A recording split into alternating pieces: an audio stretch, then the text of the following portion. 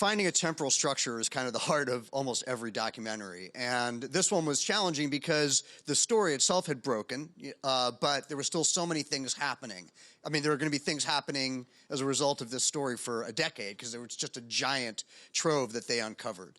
And halfway through shooting, one of the journalists was assassinated, and we started to deal with that.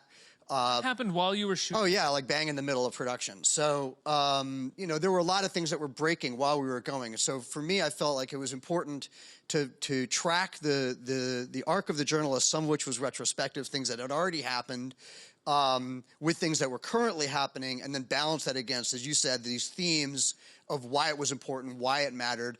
But I also wanted to do that I want the audience to take a journey, because it's a movie at the end of the day, right? It's not a magazine article. So I really wanted the audience to experience what it was like to cover this story and have the kind of slow creeping realization of what this thing meant on a bigger scale, just like that had happened to the journalists who worked on this story. I think very few of them came into it, even if they were well-versed in offshore tax evasion or things that may seem kind of dry or not that interesting. And pretty much to a man, you could see the light bulb go off, go, oh, this is about something so much bigger than that. How hard was it for you to pinpoint that and to ride that line? Because I think so often, and even your journalists in this say that at one point, offshore tax havens, we've explored that before, so what?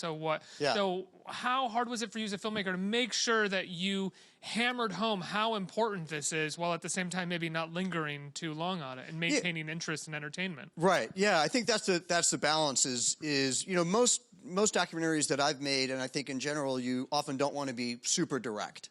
You know, you're finding other ways of conveying something. With this one, I felt that the underlying issues were so difficult to understand on one hand, and yet so incredibly simple on the other, that I did take a more direct approach and just come right out and say, this is what's going on. These are the consequences of exactly. tax. Why does it matter to you? What is, you know, and I think that sort of core theme that no, it's not that the rich are just not paying taxes on their money. It's basically theft of your resources. They're reaching into your pocket. They're taking away your health care, taking away your ability to have an education, to have clean water, to sort of living in a functioning society globally. That's really the takeaway. And I felt it was very important to get people to clock that. But again, I was able to use the journalist's journey as a way to get that information across, because these are revelations they were having. Like, oh, it's not just about tax evasion. It's about systemic corruption.